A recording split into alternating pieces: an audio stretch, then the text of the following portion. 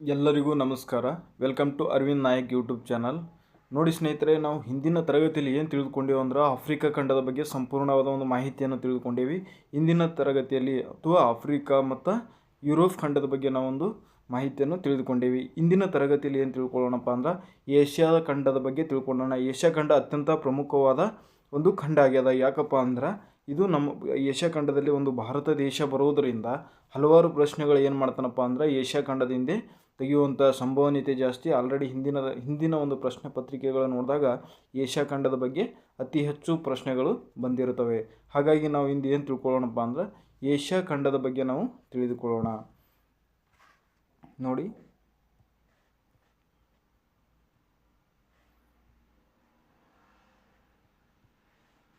Asia ಖಂಡದಲ್ಲಿ ಕಂಡುಬರುವಂಥ ಪ್ರಮುಖ ರಾಷ್ಟ್ರಗಳು ನೋಡೋಣ. ಅಂದರೆ ಯಾವ್ಯಾವ ಏಷ್ಯಾ ಖಂಡದಲ್ಲಿ ಒಟ್ಟು 48 ದೇಶಗಳು ಕಂಡುಬರ್ತವೆ. ಏಷ್ಯಾ ಖಂಡದಲ್ಲಿ ಎಷ್ಟು ದೇಶಗಳು ಕಂಡುಬರ್ತಾವಪ್ಪ ಅಂದ್ರೆ ಒಟ್ಟು 48 ದೇಶಗಳು ವಿಶ್ವಸಂಸ್ಥೆಯಿಂದ ಮಾನ್ಯತೆ ಪಡೆದಂಥ ರಾಷ್ಟ್ರಗಳಾಗಿರುತ್ತವೆ. ಹಾಗಾಗಿ ಯಾವ್ಯಾವ ರಾಷ್ಟ್ರಗಳು ನೋಡೋಣ. 1 ರಷ್ಯಾ, 2 ಮಂಗೋಲಿಯಾ, ಚೀನಾ, ಮತ್ತು ನಾರ್ತ್ ಕೊರಿಯಾ, ಉತ್ತರ ಕೊರಿಯಾ ಮತ್ತು ದಕ್ಷಿಣ ಕೊರಿಯಾ, ಜಪಾನ್ ಮತ್ತು ತೈವಾನ್ ಮತ್ತು ಕಜಕಿಸ್ತಾನ್ ಮತ್ತು ಕಿರ್ಗಿಸ್ತಾನ್ ಮತ್ತು ತಜಿಕಿಸ್ತಾನ್ ಮತ್ತು ಅಫ್ಘಾನಿಸ್ತಾನ್, ಪಾಕಿಸ್ತಾನ್ ಮತ್ತು ತುರ್ಕ್ಮೆನಿಸ್ತಾನ್, ಟರ್ಕಿ, ಅಜರ್ಬೈಜಾನ್ ಮತ್ತು ಸಿರಿಯಾ, ಇರಾಕ್ ಮತ್ತು Iran, Saudi Arabia, Yemen, Oman ಮತ್ತು ದುಬೈ. ಇಷ್ಟು ರಾಷ್ಟ್ರಗಳು ಕಂಡುಬರ್ತವೆ. ನೆಕ್ಸ್ಟ್ ಭಾರತ, ನೇಪಾಳ, ಭೂತಾನ್ ಮತ್ತು ಮಯನ್ಮಾರ್, ಬಾಂಗ್ಲಾದೇಶ್ ಮತ್ತು ಥೈಲ್ಯಾಂಡ್ ಮತ್ತು Vietnam, Cambodia, Malaysia, Indonesia, Sri Lanka ಮತ್ತು ಮಾಲ್ಡೀವ್ಸ್ ರಾಷ್ಟ್ರಗಳು ಕಂಡುಬರ್ತವೆ. ಇವು ರಾಷ್ಟ್ರಗಳು ಏನು ಮಾಡಬೇಕಪ್ಪ ಅಂದ್ರೆ ನಾವು ಆಲ್ರೆಡಿ ಹಿಂದಿನ ತರಗತಿಯಲ್ಲಿ ನಿಮಗೆ ಎಲ್ಲರಿಗೇನು ಒಂದು ಅಟ್ಲಾಸ್ ಮ್ಯಾಪ್ ಇಟ್ಕೊಳ್ಳಿ ಅಂತ ಹೇಳಿದ. ಇವೆಲ್ಲ ಮಾರ್ಕ್ ಮಾಡ್ಕೋಬೇಕು. ರಷ್ಯಾ ಇಲ್ಲಿದೆ, ರಷ್ಯಾ ರಾಜಧಾನಿ ಮಾಸ್ಕೋ, ಚೀನಾದ ರಾಜಧಾನಿ ಬೀಜಿಂಗ್. ಅವು ಯಾವ ಭಾಗದಲ್ಲಿ ಬರ್ತವೆ ನೀವು ಮಾರ್ಕ್ ಮಾಡ್ಕೊಳ್ಳೋಕೆ ಸಾಧ್ಯ ಆಗಿರಬೇಕು. ನಾನು ಕೊನೆಯಲ್ಲಿ ಏನು ಮಾಡಿದ್ದೀನಿ, ಮಾರ್ಕ್ ಮಾಡಿದ್ದೀನಿ.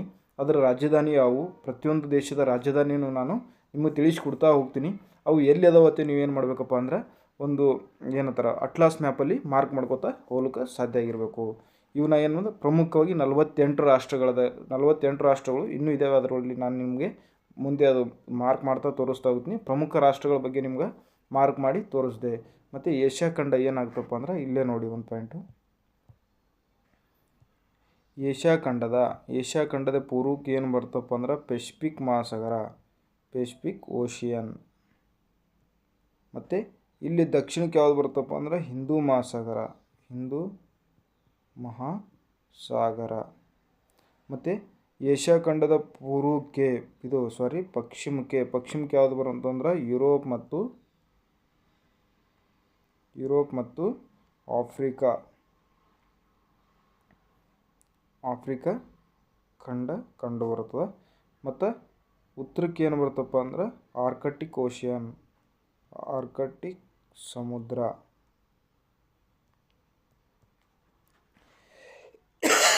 ಅಂದರೆ ಏಷ್ಯಾ ಖಂಡದ ಪೂರ್ವಕ್ಕೆ ಪೆಸಿಫಿಕ್ ಮಹಾಸಾಗರ, ಏಷ್ಯಾ ಖಂಡದ ದಕ್ಷಿಣಕ್ಕೆ ಏನಪ್ಪ ಅಂದರೆ ಹಿಂದೂ ಮಹಾಸಾಗರ. ಅದೇ ಏಷ್ಯಾ ಖಂಡದ ಒಂದು ಏನಪ್ಪ ಅಂದ್ರೆ ಪಶ್ಚಿಮಕ್ಕೆ ಯಾವುದು ಕಂಡು ಬರುತ್ತೆ ಅಂದರೆ ಯುರೋಪ್ ಮತ್ತು ಆಫ್ರಿಕಾ ಖಂಡ. ಏಷ್ಯಾ ಖಂಡದ ಒಂದು ಉತ್ತರಕ್ಕೆ ಆರ್ಕಟಿಕ್ ಸಮುದ್ರ ಕಂಡು ಬರ್ತದೆ. ಏಷ್ಯಾ ಖಂಡದ ಪೂರ್ವಕ್ಕೆ ಏನು ಕಂಡು ಬರುತ್ತಪ್ಪ ಅಂದರೆ ಪೆಸಿಫಿಕ್ ಓಷಿಯನ್ ಕಂಡು ಬರುತ್ತದೆ. ಇದು ಮುಂದೆ ನಿಮಗೆ ಫಿಸಿಕಲ್ ಇದ್ರಾಗ ಹೇಳ್ತೀನಿ ನೋಡಿ. ಏಷ್ಯಾ ಖಂಡದಲ್ಲಿ ಕಂಡುಬರುವಂಥ ಅಥವಾ ಪೆಸಿಫಿಕ್ ಮಹಾಸಾಗರದಲ್ಲಿ ಕಂಡುಬರುವಂಥ ಒಂದು ಪ್ರಮುಖವಾದ ತಗ್ಗುಗಳು ಅಥವಾ ಆಳಗಳು ಅಥವಾ ಕಂದರಗಳು ಅಥವಾ ಟ್ರೆಂಚ್ಗಳು ಅಂತ ಕರಿತೀವಿ. ಅವು ಯಾವುವು ಅಂತ ನೋಡೋಣ. ಪೆಸಿಫಿಕ್ ಮಹಾಸಾಗರದಲ್ಲಿ ಕಂಡುಬರುವಂಥ ತಗ್ಗುಗಳು ಯಾವಪ್ಪ ಅಂದ್ರೆ ಇಲ್ಲಿದೆ ನೋಡಿ. ಅಲ್ತುನಿಯಾ ಟ್ರೆಂಚ್ ಮತ್ತು ಮರಿಯಾನಾ ಟ್ರೆಂಚ್, ಅತ್ಯಂತ ಆಳವಾದ ಟ್ರೆಂಚ್ ಇದು, ಜಗತ್ತಿನ ಆಳವಾದ ಟ್ರೆಂಚ್ ಇದು.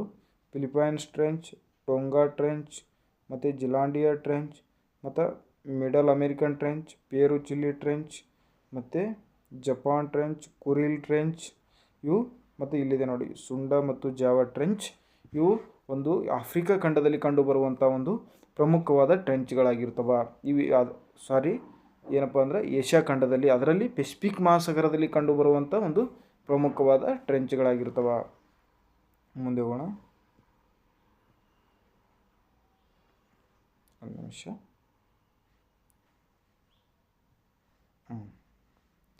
ನೋಡಿ, ಏಷ್ಯಾ ಖಂಡದಲ್ಲಿ ಅತ್ಯಂತ ಎತ್ತರವಾದ ಪರ್ವತ ಯಾವುದಪ್ಪ ಅಂದ್ರೆ ಮೌಂಟ್ ಎವರೆಸ್ಟ್ ಆಗಿರ್ತದೆ. ಅದು 8,849 ಮೀಟರ್ ಎತ್ತರವಾಗಿದೆ, ಅಥವಾ 8,848.5 ಅಂತಲೂ ಅಂತಾರೆ, ಅಥವಾ ರೌಂಡಪ್ ಆಗಿ ಏನಪ್ಪ ಅಂದರೆ 8,849 ಮೀಟರ್ ಆಗಿರುತ್ತದೆ. ಅದೇ ಭಾರತದ ಎತ್ತರವಾದ ಪರ್ವತ ಯಾವುದಪ್ಪ ಅಂದರೆ K2 ಅಥವಾ ಗಾಡ್ವಿನ್ ಅಸ್ಟೆಡಿನ್ ಅಂತ ಕರಿತೀವಿ.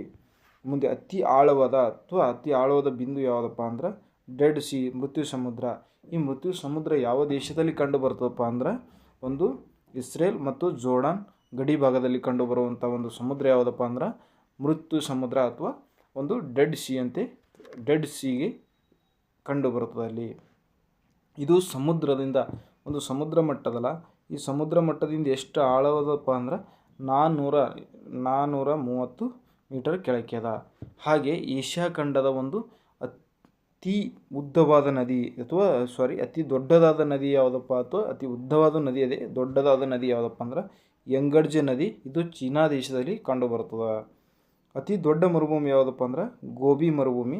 ಇದು ಚೀನಾ ಮತ್ತು ಮಂಗೋಲಿಯಾದಲ್ಲಿ ಕಂಡುಬರುವ ಒಂದು ಮರುಭೂಮಿ ಆಗಿದೆ. ಇಲ್ಲಿದೆ ನೋಡಿ, ಚೀನಾ ಮತ್ತು ಮಂಗೋಲಿಯಲ್ಲಿ ಕಂಡುಬರುವ ಒಂದು ಮರುಭೂಮಿ ಯಾವುದಪ್ಪ ಅಂದ್ರೆ ಗೋಬಿ ಮರುಭೂಮಿ. ಇದು ಏಷ್ಯಾ ಖಂಡದ ಒಂದು ಅತಿ ದೊಡ್ಡ ಮರುಭೂಮಿ ಆಗಿರುತ್ತದೆ. ಭಾರತದ ಅತಿ ದೊಡ್ಡ ಮರುಭೂಮಿ ಥಾರ್ ಮರುಭೂಮಿ ಆಗಿರುತ್ತದೆ. ಭಾರತ ಮತ್ತು ಪಾಕಿಸ್ತಾನ ದೇಶದಲ್ಲಿ ಹರಡಿರುವ ಒಂದು ಮರುಭೂಮಿ ಆಗಿದೆ. ಮುಂದೆ ಹೋಗೋಣ. ನೋಡಿ, ಅತಿ ದೊಡ್ಡ ದೇಶ ವಿಸ್ತೀರ್ಣದಲ್ಲಿ ಏಷ್ಯಾ ಖಂಡದ ಅತಿ ದೊಡ್ಡ ದೇಶ ಯಾವುದಪ್ಪ ಅಂದ್ರೆ ರಷ್ಯಾ ದೇಶ ಆಗಿರುತ್ತದೆ. ಜಗತ್ತಿನ ಅತಿ ದೊಡ್ಡ ದೇಶನೂ ಇದೇ ಆಗಿದೆ. ಮತ್ತು ಜನಸಂಖ್ಯೆಯಲ್ಲಿ ಅತಿ ದೊಡ್ಡ ದೇಶ ಯಾವುದಪ್ಪ ಅಂದ್ರೆ ಚೀನಾ ದೇಶ ಆಗಿರುತ್ತದೆ. ಯಾವ ದೇಶ? ಚೀನಾ ದೇಶ ಜನಸಂಖ್ಯೆಯಲ್ಲಿ ಅತಿ ದೊಡ್ಡ ದೇಶ. ಅದೇ ವಿಸ್ತೀರ್ಣದಲ್ಲಿ ಯಾವ್ದು ದೊಡ್ಡದಪ್ಪ ಅಂದ್ರೆ ರಷ್ಯಾ ದೇಶ ಆಗಿರುತ್ತದೆ. ಮತ್ತು ಜನಸಂಖ್ಯೆ ಮತ್ತು ವಿಸ್ತೀರ್ಣದಲ್ಲಿ ಏಷ್ಯಾ ಖಂಡದಲ್ಲಿ ಅತಿ ಸಣ್ಣ ರಾಷ್ಟ್ರ ಯಾವುದಪ್ಪ ಅಂದ್ರೆ ಮಾಲ್ಡೀವ್ಸ್ ದೇಶ ಆಗಿರುತ್ತದೆ. ಮಾಲ್ಡೀವ್ಸ್. ಮುಂದೆ ಹೋಗೋಣ. ನೋಡಿ, ಆರ್ಥಿಕತೆ ಮತ್ತು ಸಂಸ್ಕೃತಿ ಏಷ್ಯಾ ಖಂಡದ ಏನದಪ್ಪ ಅಂತ ತಿಳ್ಕೊಳ್ತಾ ಹೋಗೋಣ. ಏನಪ್ಪ, ವಿಶ್ವದ ಪ್ರಮುಖ ತೈಲ ಸಂಪತ್ತು ಏಷ್ಯಾದಲ್ಲಿದೆ. ಅದು ಮಧ್ಯಪ್ರಾಚ್ಯ ರಾಷ್ಟ್ರ.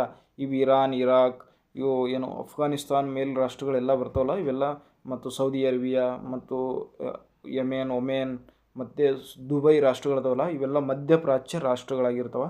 ಇಲ್ಲಿ ಏನಪ್ಪ ಅಂದ್ರೆ ಅತಿ ಹೆಚ್ಚು ತೈಲ ಅಂದರೆ ಈ ಪೆಟ್ರೋಲ್, ಡೀಸೆಲ್ ವಸ್ತುಗಳು ಎಲ್ಲಿ ಸಿಗ್ತಾವಪ್ಪ ಅಂದ್ರೆ ಅಲ್ಲಿ ಸಿಗ್ತಾವೆ. ಅತಿ ಹೆಚ್ಚು ಏನಪ್ಪ ಅಂದ್ರೆ ವಿಶ್ವದ ಪ್ರಮುಖ ತೈಲ ಸಂಪತ್ತು ಎಲ್ಲಿದಪ್ಪ ಅಂದ್ರೆ ಏಷ್ಯಾದ, ಅದು ಮಧ್ಯಪ್ರಾಚ್ಯ ರಾಷ್ಟ್ರಗಳಲ್ಲಿ ಇದೆ. ನೋಡಿ, ಅದರಲ್ಲಿ ಏಷ್ಯಾ ಖಂಡದಲ್ಲಿ ಭಾರತ, ಚೀನಾ, ಒಂದು ಜಪಾನ, ಒಂದು ದಕ್ಷಿಣ ಕೊರಿಯಾ ರಾಷ್ಟ್ರಗಳವಲ್ಲ ಆರ್ಥಿಕವಾಗಿ ಪ್ರಬಲವಾದ ರಾಷ್ಟ್ರಗಳು, ಆರ್ಥಿಕವಾಗಿ ಬಲಿಷ್ಠವಾದ ರಾಷ್ಟ್ರಗಳು ಏಷ್ಯಾ ಖಂಡದಲ್ಲಿ ಯಾವಪ್ಪ ಅಂದ್ರೆ ಒಂದು ಚೀನಾ, ಒಂದು ಜಪಾನ್, ಒಂದು ದಕ್ಷಿಣ ಕೊರಿಯಾ ಮತ್ತು ಭಾರತ ಆಗಿರುತ್ತದೆ.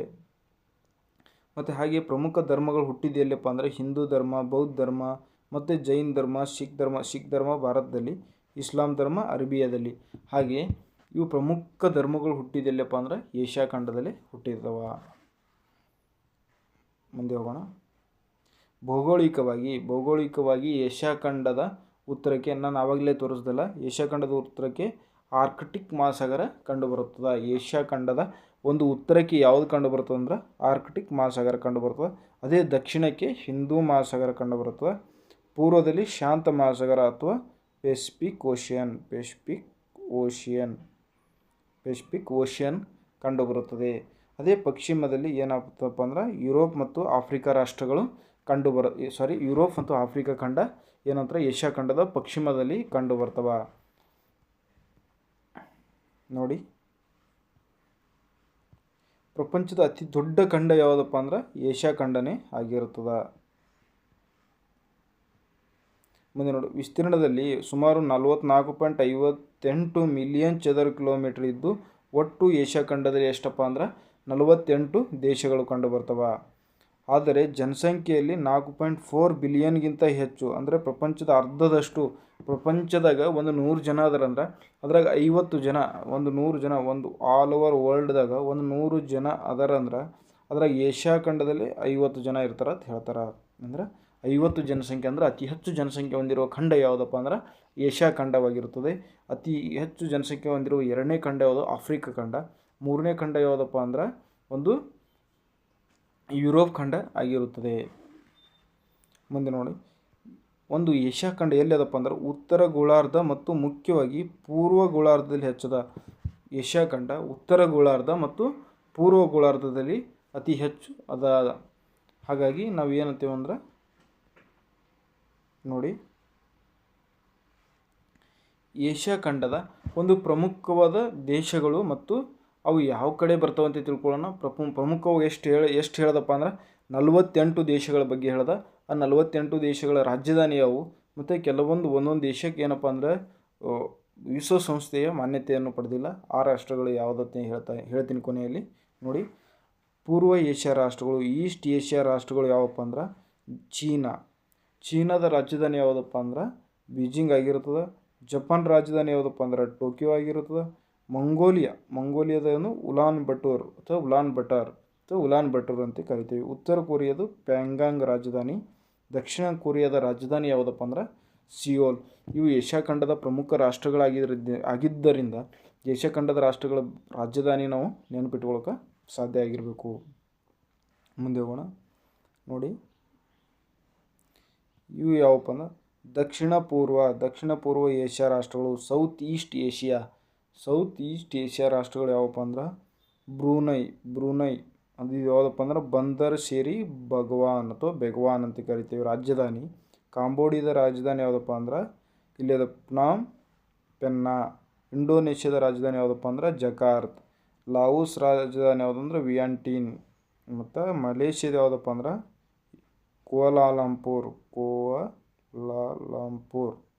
ಕೋಲಾಲಂಪುರ್ ಮಲೇಷ್ಯಾದ ಒಂದು ರಾಜಧಾನಿ ಆಗಿರುತ್ತದೆ. ಮುಂದೆ ಹೋಗೋಣ. ನೋಡಿ, ಅದೇ ಏನಪ್ಪ ಅಂದ್ರೆ ದಕ್ಷಿಣ ಪೂರ್ವದ ರಾಷ್ಟ್ರಗಳದಾಗೆ ಮಯನ್ಮಾರು ಬರ್ತದೆ. ನೆಫಿಡಾ. ಫಿಲಿಪೈನ್ಸ್ದು ಮನಿಲಾ. ಈ ಮನಿಲಾದಲ್ಲಿ ಅಂತಾರಾಷ್ಟ್ರೀಯ ಅಕ್ಕಿ ಸಂಶೋಧನಾ ಕೇಂದ್ರ ಎಲ್ಲಿದಪ್ಪ ಅಂದ್ರೆ ಫಿಲಿಪೈನ್ಸ್ದ ಮನಿಲಾದಲ್ಲಿದೆ. ಸಿಂಗಾಪುರ್ ಸಿಟಿ ಆಗಿರ್ತದೆ. ಥೈಲ್ಯಾಂಡ್ದು ಬ್ಯಾಂಕಾಕ್. ಮತ್ತು ವಿಯೆಟ್ನಾಮ್ದು ಹನೋಯಿ. ಮತ್ತು ಟಿಮೂರ್ ಲಿಸ್ಟೆ ಅಂತ ಬರ್ತದೆ. ಇದು ದಿಲ್ಲಿ ಅಂತೆ ಅದರ ರಾಜಧಾನಿಯನ್ನು ಹೊಂದಿದ. ಮುಂದೆ ಹೋಗೋಣ. ನೋಡಿ, ಸೌತ್ ಏಷ್ಯಾ ರಾಷ್ಟ್ರಗಳು ಅಂದ್ರೆ ದಕ್ಷಿಣ ಏಷ್ಯಾ ರಾಷ್ಟ್ರಗಳು ಯಾವಪ್ಪ ಅಂದ್ರೆ ಅದ್ರಾಗ ನಮ್ಮ ಭಾರತ ಎಲ್ಲಿ ಬರ್ತಪ್ಪ ಅಂದ್ರೆ ದಕ್ಷಿಣ ಏಷ್ಯಾ ರಾಷ್ಟ್ರಗಳದಾಗ ಬರ್ತದೆ. ನೋಡಿ, ಅಫ್ಘಾನಿಸ್ತಾನದು ಕಾಬೂಲ್, ಬಾಂಗ್ಲಾದೇಶದು ಢಾಕಾ, ಭೂತಾನ್ದು ಥಿಂಪು, ಭಾರತದ್ದು ನವದೆಹಲಿ, ಮತ್ತು ಮಾಲ್ಡೀವ್ಸ್ದು ಮಾಲೆ, ನೇಪಾಳದ ಕಠ್ಮಂಡು, ಪಾಕಿಸ್ತಾನದು ಇಸ್ಲಾಮಾಬಾದ್, ಶ್ರೀಲಂಕಾದು ಜಯವರ್ಧನಪುರೆ ಅಂದರೆ ಅಧಿಕೃತವಾಗಿ ಜಯವರ್ಧನಪುರೆ. ಅದೇ ಕಮರ್ಷಿಯಲ್ ಒಂದು ಕ್ಯಾಪಿಟಲ್ ಯಾವುದಪ್ಪ ಅಂದ್ರೆ ಒಂದು ಕೊಲಂಬೋ ಆಗಿರ್ತದೆ. ಮುಂದೆ ಹೋಗೋಣ. ನೋಡಿ, ಮಿಡಲ್ ಈಸ್ಟ್ ಅಥವಾ ವೆಸ್ಟ್ ಏಷ್ಯಾ ಅಂದ್ರೆ ಒಂದೇ ಮಿಡಲ್ ಈಸ್ಟ್ ರಾಷ್ಟ್ರಗಳು. ಇಲ್ಲಿ ಏನಪ್ಪ ಅಂದ್ರೆ ನಾವು ಮಧ್ಯಪ್ರಾಚ್ಯ ರಾಷ್ಟ್ರಗಳದಾವಲ್ಲ ಇವೆ. ಅಂದರೆ ಇಲ್ಲಿ ಅತಿ ಹೆಚ್ಚು ತೈಲವನ್ನು ಸಿಗುವಂಥ ರಾಷ್ಟ್ರಗಳಾಗಿರ್ತವೆ. ನೋಡಿ, ಯಾವ್ಯಾವ ಅಂದ್ರೆ ಅರ್ಮೇನಿಯಾ ರಾಜಧಾನಿ ಅಂದ್ರೆ ಯರವಾನ. ಅರ್ಮೇನಿಯಾ ರಾಜಧಾನಿ ಯಾವುದಪ್ಪ ಅಂದ್ರೆ ಯರವಾನ. ಮತ್ತು ಅಜರ್ಬೈಜಾನ್ ರಾಜಧಾನಿ ಬಾಕು, ಬಹರೇನ್ ರಾಜಧಾನಿ ಮನಾಮಾ, ಮತ್ತು ಸರ್ಪ್ರೈಸ್ ರಾಜಧಾನಿ ನಿಕೋಸಿಯಾ, ಜಾರ್ಜಿಯಾ ರಾಜಧಾನಿ ತಬಲೀಸ್, ಇರಾನ್ ರಾಜಧಾನಿ ಒಂದು ತೆಹರಾನ್ ಆಗಿರ್ತದೆ, ಇರಾಕ್ದು ಬಾಗ್ದಾದ್ ಆಗಿರ್ತದೆ. ಮುಂದೆ ಹೋಗೋಣ. ಪಶ್ಚಿಮ ಏಷ್ಯಾ ರಾಷ್ಟ್ರಗಳು ಯಾವಪ್ಪ ಅಂದ್ರೆ ಇಸ್ರೇಲ್ದು ಜೆರೂಸಲೇಮ್, ಜೋರ್ಡಾನ್ದು ಅಮಾನ್, ಕುವೈತ್ದು ಕುವೈತ್ ಸಿಟಿ, ಲೆಬನಾನ್ದು ಬೇರೂತ್, ಒಮೆನ್ದು ಮಸ್ಕಟ್, ಪ್ಯಾಲೆಸ್ಟೈನ್ದು ಈಸ್ಟ್ ಜೆರೂಸಲೇಮ್. ಇದಕ್ಕೆ ಏನಪ್ಪ ಅಂದ್ರೆ UN ಸ್ಥಾನಮಾನ ಸಿಕ್ಕಿಲ್ಲ. UN ಅಂದರೆ ವಿಶ್ವಸಂಸ್ಥೆಯಲ್ಲಿ ಅನುಮೋದಿತ ರಾಷ್ಟ್ರ ಪ್ಯಾಲೆಸ್ಟೈನ್ ಇರುವುದಿಲ್ಲ. ಮತ್ತು ಕತಾರ್ದು ದೋಹಾ, ಸೌದಿ ಅರೇಬಿಯಾದು ರಿಯಾದ್, ಸಿರಿಯಾದು ಡಮಾಸ್ಕಸ್, ಟರ್ಕಿದು Ankara, United States of Arab Emirates ಅಂದರೆ ದುಬೈ ರಾಷ್ಟ್ರದು ಅಬುದಾಬಿಯ, ಯೆಮೆನ್ದು ಸನಾ. ಮುಂದೆ ಹೋಗೋಣ. ಮಧ್ಯ ಏಷ್ಯಾ ರಾಷ್ಟ್ರಗಳು ಇಲ್ಲಿದೆ ನೋಡಿ. ಕಜಕಿಸ್ತಾನ್ ಅಸ್ತಾನ ಇಸದ ಪ್ರಸ್ತುತ ನೂರ್ ಸುಲ್ತಾನ್. ರಾಜಧಾನಿ ಯಾವುದಪ್ಪ ಅಂದ್ರೆ ಪ್ರಸ್ತುತವಾಗಿ ಒಂದು ನೂರ್ ಸುಲ್ತಾನ್ ಆಗಿರ್ತದೆ. ಕಿರ್ಗಿಸ್ತಾನದ ರಾಜಧಾನಿ ಯಾವುದಪ್ಪ ಅಂದ್ರೆ ಒಂದು ಬಿಸ್ಕೆಕ್ ಆಗಿರ್ತದೆ. ತಜಿಕಿಸ್ತಾನದ ಯಾವುದಪ್ಪ ಅಂದ್ರೆ ದುಶಾನಬೆ ಆಗಿರ್ತದೆ. ಮತ್ತು ತುರ್ಕ್ಮೆನಿಸ್ತಾನದ ಯಾವುದಂದ್ರೆ ಇಲ್ಲಿ ನೋಡಿ ಆಸ್ಕಾಬಾದ್ ಅಂತ ಕರಿತೀವಿ. ಉಜ್ಬೇಕಿಸ್ತಾನದ ಯಾವುದಪ್ಪ ಅಂದ್ರೆ ಒಂದು ತಾಸ್ಕೆಂಟ್ ಆಗಿರುತ್ತದೆ. ನಾನು ಹೇಳಿದ್ದು ಟೋಟಲ್ 48 ರಾಷ್ಟ್ರಗಳು ಒಂದು ಏಷ್ಯಾ ಖಂಡದಲ್ಲಿ ಅದಾವ ಅಂತ ಹೇಳಿದೆ. ಬಟ್ ಇಲ್ಲಿ ಏನಪ್ಪ ಅಂದ್ರೆ 49 ರಾಷ್ಟ್ರಗಳು. ಅದು ಯಾಕೆ ಒಂದು ಹೆಚ್ಚಾಯ್ತಪ್ಪ ಅಂದ್ರೆ ಇಲ್ಲಿದೆ ನೋಡಿ.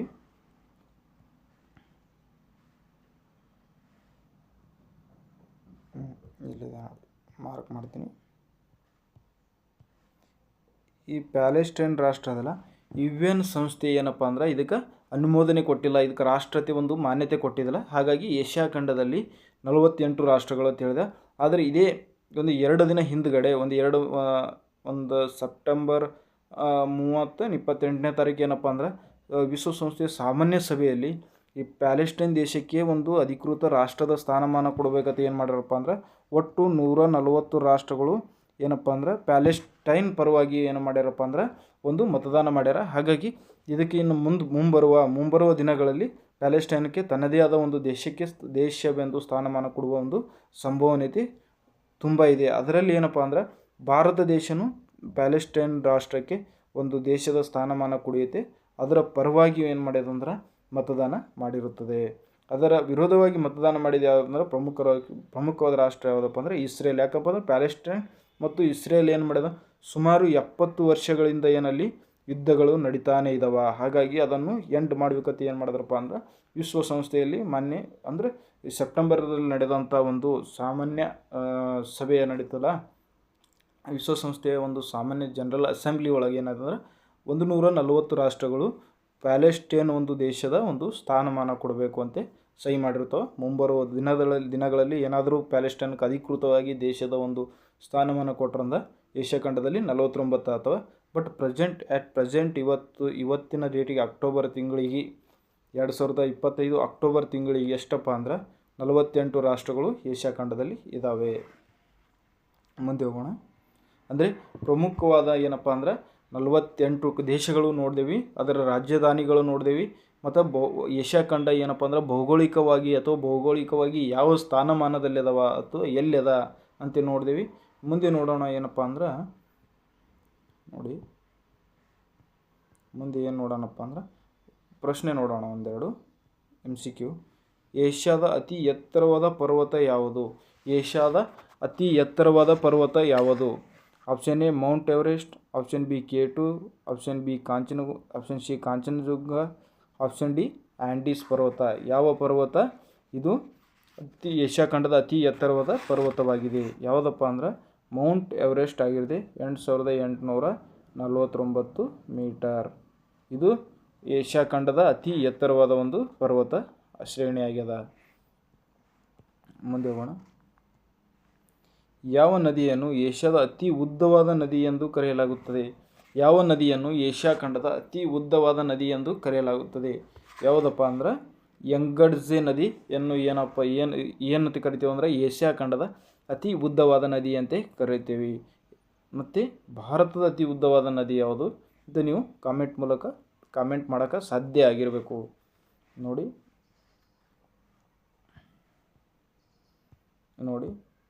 ಏಷ್ಯಾದ ಅತಿ ದೊಡ್ಡ ಮರುಭೂಮಿ ಯಾವುದು? ಏಷ್ಯಾದ ಅತಿ ದೊಡ್ಡ ಮರುಭೂಮಿ ಯಾವುದು? ಸಹರಾ ಮರುಭೂಮಿ, ಗೋಬಿ ಮರುಭೂಮಿ, ಥಾರ್ ಮರುಭೂಮಿ ಮತ್ತು ಕಲಹಾರಿ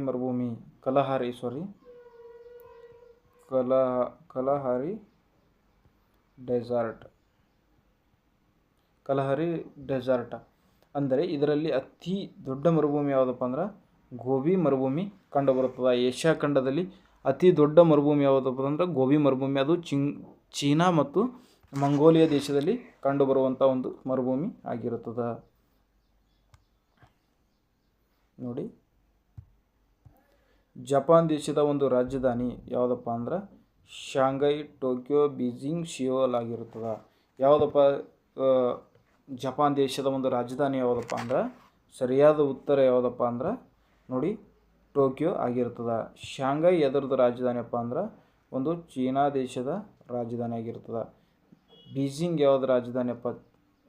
ಸಾರಿ, ಶಾಂಘೈ ಇದು ಚೀನಾ ದೇಶದ ಒಂದು ಪ್ರಮುಖ ನಗರ ಆಗ್ಯದ. ಬೀಜಿಂಗ್ ಅದಲ್ಲ ಚೀನಾ ದೇಶದ ಒಂದು ರಾಜಧಾನಿ ಆಗ್ಯದ. ಮುಂದೆ ಸಿಯೋಲ್ ಅದಲ್ಲ, ಇದು ದಕ್ಷಿಣ ಕೊರಿಯಾದ ಒಂದು ರಾಜಧಾನಿ ಆಗಿರ್ತದೆ. ಈ ರೀತಿ 4 ಪ್ರಶ್ನೆಗಳ ಬಗ್ಗೆ ನಾವು ಅನಲೈಸ್ ಮಾಡ್ತಾ ಹೋದಾಗ ಒಂದು ಆನ್ಸರ್ದಿಂದ ಒಂದು ಉತ್ತರ ತಿಳ್ಕೊಳ್ಳೋಕ್ಕಿಂತ ಅದು 4 ಆನ್ಸರ್ಗಳು ಇರ್ತಾವಲ್ಲ, ಅದ್ರದ್ದು ಯಾವ್ಯಾವ ರಾಜಧಾನಿ ಅಥವಾ ಏನು ಕೊಟ್ಟಿರ್ತಾನಲ್ಲ ಅದು ಯಾವುದಕ್ಕೆ ರಿಲೇಟೆಡ್ ಅದತ್ತ ನಾವು ಅನಲೈಸ್ ಮಾಡಿ ಒಂದು ವಿಶ್ಲೇಷಣೆ ಮಾಡಿ ಓದ್ತಾ ಹೋದಾಗ ಮುಂದೆ ಕನ್ಫ್ಯೂಸ್ ಆಗುವಂಥ ಒಂದು ಸಾಧ್ಯತೆ ತುಂಬ ಕಡಿಮೆ ಇರುತ್ತದೆ. ಮುಂದೆ ನೋಡಿ, ಪ್ರಮುಖ ಏಷ್ಯಾ ಖಂಡದ ಒಂದು ಪ್ರಮುಖ ಸರೋವರಗಳ ಬಗ್ಗೆ ನಾವು ನೋಡೋಣ. ಏನಪ್ಪ ಅಂದ್ರೆ ನೋಡಿ, ಏಷ್ಯಾ ಖಂಡದ ಪ್ರಮುಖ ಸರೋವರ ಏನಪ್ಪ ಅಂದ್ರೆ ಬೈಕಲ್ ಸರೋವರ ಎಲ್ಲಿ ಕಂಡುಬರುತ್ತೆ ಅಂದ್ರೆ ಇದು ರಷ್ಯಾದಲ್ಲಿ ಕಂಡುಬರ್ತದೆ. ಪ್ರಪಂಚದ ಆಳವಾದ ಸರೋವರ ಆಗ್ಯದ. ಎಷ್ಟಪ್ಪ? 1642 ಮೀಟರ್ ಒಂದು ಆಳಕ್ಕೆ ಅದ. ಇದು ಪ್ರಪಂಚದ 20% ತಾಜಾ ನೀರಿನ ಸಂಗ್ರಹ ಎಲ್ಲಿದಪ್ಪ ಅಂದ್ರೆ ಲೇಕ್ ಬೈಕಲ್ ಸರೋವರ ಎಲ್ಲಿದಪ್ಪ ಅಂದ್ರೆ ಇದು ರಷ್ಯಾ ದೇಶದಲ್ಲಿ ಕಂಡುಬರುವಂಥ ಒಂದು ಪ್ರಮುಖ ಸರೋವರವಾಗ್ಯದ. ಮತ್ತು ನೋಡಿ, ಅರಲ್ ಸರೋವರ ಅಂತ ಬರುತ್ತೆ. ಯಾವುದು? ಅರಲ್ ಸರೋವರ ಎಲ್ಲಿ ಬರುತ್ತಪ್ಪ ಅಂದ್ರೆ ಕಜಕಿಸ್ತಾನ್ ಮತ್ತು ಉಜ್ಬೇಕಿಸ್ತಾನ್ ಇವು ಯಾವ ದೇಶದಲ್ಲಿ ಕಂಡು ಬರ್ತಾವಂತೆ ನೆನ್ಪಿಟ್ಕೊಳಕ್ಕಾದರೂ ಒಂದು ಸಾಧ್ಯ ಆಗಿರ್ಬೇಕು. ಲೇಕ್ ಬೈಕಲ್ ಎಲ್ಲಪ್ಪ ಅಂದ್ರೆ ರಷ್ಯಾ, ಅರಲ್ ಸರೋವರ ಎಲ್ಲಪ್ಪ ಅಂದ್ರೆ ಒಂದು ಕಜಕಿಸ್ತಾನ್ ಮತ್ತು ಉಜ್ಬೇಕಿಸ್ತಾನ್ ರಾಷ್ಟ್ರದಲ್ಲಿ ಕಂಡುಬರುತ್ತದೆ. ಇದು ನೀರಾವರಿ ಯೋಜನೆಗಳಿಗೆ ಒಂದು ಬಹುಮಟ್ಟಿಗೆ ಒಂದು ನೀರಾವರಿ ಯೋಜನೆಗೆ ಒಂದು ಅನುಕೂಲ ಆಗ್ಯದ ಇದು. ಮತ್ತು ಇದು ಏನಪ್ಪ ಅಂದ್ರೆ ನೀರಾವರಿ ಯೋಜನೆಗಳಿಂದ ಬಹುಮಟ್ಟಿಗೆ ಒಣಗ್ಯದ. ಅಂದ್ರೆ ಅದು ಏನಾಗ್ತದೆ, ನೀರಾವರಿ ಯೋಜನೆ ಮಾಡಿ ಆ ಯೋಜನೆಯಿಂದ ಏನಾಗ್ಬಿಡುತ್ತೆ ಅಂದ್ರೆ ಅಲ್ಲಿ ನೀರು ಕಡಿಮೆ ಆಗಿ ಒಣಗ್ತಾ ಇದೆ. ಅದು ಯಾವುದಪ್ಪ ಅಂದ್ರೆ ಅರಲ್ ಸಮುದ್ರ. ಮುಂದೆ ಹೋಗೋಣ. ಕ್ಯಾಸ್ಪಿಯನ್ ಸರೋವರ ಇದು ಎಲ್ಲಿ ಕಂಡು ಬರುತ್ತೆ? ಕ್ಯಾಸ್ಪಿಯನ್ ಸಮುದ್ರ. ಇದು ಕ್ಯಾಸ್ಪಿಯನ್ ಸಮುದ್ರ ಎಲ್ಲಿ ಕಂಡು ಬರುತ್ತಪ್ಪ ಅಂದ್ರೆ ಕ್ಯಾಸ್ಪಿಯನ್ ಸಮುದ್ರ ಏನಪ್ಪ ಅಂದ್ರೆ ಕಜಕಿಸ್ತಾನ್, ರಷ್ಯಾ, ಇರಾನ್ ಮತ್ತು ಅಜರ್ಬೈಜಾನ್ ಮತ್ತು ತುರ್ಕ್ಮೆನಿಸ್ತಾನದಲ್ಲಿ ಕಂಡುಬರುವಂಥ ಒಂದು ಏನಪ್ಪ ಅಂದ್ರೆ ಪ್ರಮುಖವಾದ ಒಂದು ಸಮುದ್ರ ಆಗ್ಯದ. ಯಾವುದಪ್ಪ ಅಂದ್ರೆ ಕ್ಯಾಸ್ಪಿಯನ್ ಸಮುದ್ರ. ಪ್ರಪಂಚದ ಒಂದು ಅತಿ ದೊಡ್ಡ ಉಪ್ಪು ನೀರಿನ ಒಳನಾಡು ಸರೋವರ, ಇದನ್ನು ಸಮುದ್ರ ಎಂದು ಕರಿತೇವೆ. ಅಂದರೆ ಇದು ಒಂದು ಒಳನಾಡು ಸರೋವರನೇ, ಬಟ್ ಇದು ವ್ಯಾಪ್ತಿ ಜಾಸ್ತಿ ಇದ್ದರಿಂದ ಇದನ್ನು ಸಮುದ್ರ ಎಂದು ಕರಿತೀವಿ. ಅಂದರೆ ಅಷ್ಟು ಏನತ್ತರ ದೊಡ್ಡದಿದೆ ಇದನ್ನು ಆದರೆ ಇದು ಏನಂತ ಸಮುದ್ರ ಅಲ್ಲ, ಇದು ಸರೋವರನೇ. ಬಟ್ ಅದರ ವ್ಯಾಪ್ತಿಯನ್ನು ನೋಡಿದು ಎಲ್ಲರೂ ಕ್ಯಾಸ್ಪಿಯನ್ ಸಮುದ್ರ ಅಂತ ಕರೀತಾರೆ. ಮುಂದೆ ನೋಡೋಣ. ಡೆಡ್ ಸಿ ಅಥವಾ ಮೃತ ಸಮುದ್ರ ಇಲ್ಲಿದೆ ನೋಡಿ. ಮೃತ ಸಮುದ್ರ ಎಲ್ಲಿದಪ್ಪ ಅಂದ್ರೆ ಇಸ್ರೇಲ್ ಮತ್ತು ಜೋರ್ಡಾನ್ ದೇಶದಲ್ಲಿ ಅದ. ಎಲ್ಲಿದಪ್ಪ ಅಂದ್ರೆ ಇಸ್ರೇಲ್ ಮತ್ತು ಜೋರ್ಡಾನ್ ದೇಶದಲ್ಲಿ ಕಂಡುಬರುವಂಥ ಒಂದು ಪ್ರಮುಖ ಒಂದು ಸಮುದ್ರ ಯಾವುದಪ್ಪ ಅಂದ್ರೆ ಡೆಡ್ ಸಿ ಆಗಿರುತ್ತದೆ. ಇದು ಪ್ರಪಂಚದ ಅತಿ ಕಡಿಮೆ ಎತ್ತರದಲ್ಲಿರುವ ಅಂದರೆ ಅತಿ ಆಳದಲ್ಲಿ ಅಂದಂಗೆ 430 ಮೀಟ್ರ್ ಕೆಳಗಿದೆ. ಇಲ್ಲಿದೆ ನೋಡಿ, 430 ಮೀಟ್ರ್ ಒಂದು ಕೆಳಗಿದೆ. ಮುಂದೆ ನೋಡೋಣ. ನೋಡಿ, ವ್ಯಾನ್ ಸರೋವರ ಎಲ್ಲಿದಪ್ಪ ಅಂದ್ರೆ ಟರ್ಕಿ ದೇಶದಲ್ಲಿ ಕಂಡುಬರುವ ಒಂದು ಪ್ರಮುಖ ಸರೋವರ ಯಾವುದಪ್ಪ ಅಂದ್ರೆ ಲೇಕ್ ವ್ಯಾನ್. ನೀವು ಏನು ಮಾಡ್ಬೇಕಪ್ಪ ಅಂದ್ರೆ ಇದು ಮ್ಯಾಪಲ್ಲಿ ಟಿಕ್ ಮಾಡ್ತಾ ಹೋಗಬೇಕು. ಮ್ಯಾಪಲ್ಲಿ ಎಲ್ಲಿದೆ ನೋಡಬೇಕು. ಲೇಕ್ ವ್ಯಾನ್ ಟರ್ಕಿ ದೇಶಕ್ಕೆ ಹೋಗಬೇಕು. ಅಲ್ಲಿ ಲೇಕ್ ವ್ಯಾನ್ ಅಂದರೆ ಅಟ್ಲಾಸ್ ಮ್ಯಾಪಲ್ಲಿ ಫಿಸಿಕಲ್ ಮ್ಯಾಪ್ ತೆಗೀರಿ. ಫಿಸಿಕಲ್ ಮ್ಯಾಪಲ್ಲಿ ಇವೆಲ್ಲ ಅದಾವ. ಲೇಕ್ ತಾಲ್ ಸರೋವರ ಎಲ್ಲಿದಪ್ಪ ಅಂದ್ರೆ ಫಿಲಿಪೈನ್ಸ್ ದೇಶದಲ್ಲಿ ಕಂಡುಬರ್ತದೆ. ಮುಂದೆ ನೋಡಿ, ಅತಿ ದೊಡ್ಡ ಒಳನಾಡು ಸರೋವರ ಇನ್ಲ್ಯಾಂಡ್ ವಾಟರ್ ಬಾಡಿ ಯಾವುದಪ್ಪ ಅಂದ್ರೆ ಕ್ಯಾಸ್ಪಿಯನ್ ಸಮುದ್ರ ಆಗ್ಯದ. ಅತಿಯಾದ ಉಪ್ಪು ನೀರಿನ ಪ್ರಮಾಣ ಇರುವ ಒಂದು ಸರೋವರ ಯಪ್ಪ ಅಂದ್ರೆ ಮೃತ್ಯು ಸಮುದ್ರ ಅಥವಾ ಡೆಡ್ ಸಿ ಆಗ್ಯದ. ಅತಿಯಾದ ಒಂದು ಉಪ್ಪಿನ ಪ್ರಮಾಣದಲ್ಲಿ ಇರುವ ಒಂದು ಸರೋವರ ಯಾವುದಪ್ಪ ಅಂದ್ರೆ ಡೆಡ್ ಸಿ ಆಗ್ಯದ. ಅತಿಯಾದ ಆಳವಾದಪ್ಪ ಅಂದ್ರೆ ಬೈಕಲ್ ಸರೋವರ, ಇದು ರಷ್ಯಾ ದೇಶದಲ್ಲಿ ಅದ. ಒಣಗಿರುವ ಒಂದು ಸರೋವರ, ಅಥವಾ ಈ ಕಾಲುವೆಗಳಿಂದ ಒಣಗುತ್ತಿರುವ ಯಾವ ಸರೋವರಪ್ಪ ಅಂದ್ರೆ ಅರಲ್ ಸಮುದ್ರವಾಗ್ಯದ. ಮುಂದೆ ನೋಡಿ, ಪ್ರಮುಖವಾಗಿ ಪ್ರಪಂಚದಲ್ಲಿ ಕಂಡುಬರುವಂಥ ಪ್ರಮುಖವಾದ ಸರೋವರಗಳನ್ನು ನಾನು ಮಾರ್ಕ್ ಮಾಡ್ತಾ ಹೋಗ್ತೀನಿ.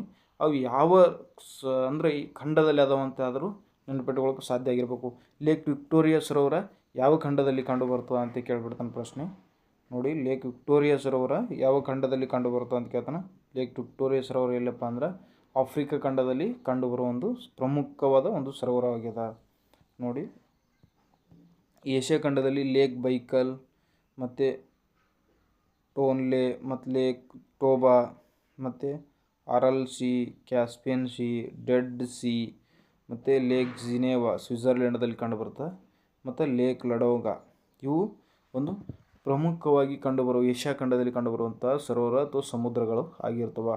ಇವು ನೆನಪಿಟ್ಟುಕೊಂಡು ನೀವು ಏನಂತಾರೆ ಒಂದು ಮ್ಯಾಪಲ್ಲಿ ಮಾರ್ಕ್ ಮಾಡ್ಕೊಳ್ಬೇಕು.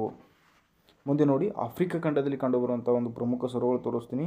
Lake Chad, lake Victoria, lake Malawi ಮತ್ತು ಇವು ಪ್ರಮುಖವಾದ ಒಂದು 3 ಸರೋವರ ಆಗಿರ್ತವೆ. ಇಲ್ಲಿ ನೋಡಿ, great beer lake, great slave lake, great lake ಮತ್ತು ಲೇಕ್ ನಿಕರ್ಗೋವಾ ಲೇಕ್ ಅಂತ ಬರುತ್ತೆ. ಇಲ್ಲಿದೆ ನೋಡಿ, ನಿಕರ್ಗೋವಾ ಲೇಕ್. ಮತ್ತು ಮುಖ್ಯವಾಗಿ ಇಲ್ಲಿ ಏನು ಕಂಡು ಬರ್ತಾವಪ್ಪ ಅಂದ್ರೆ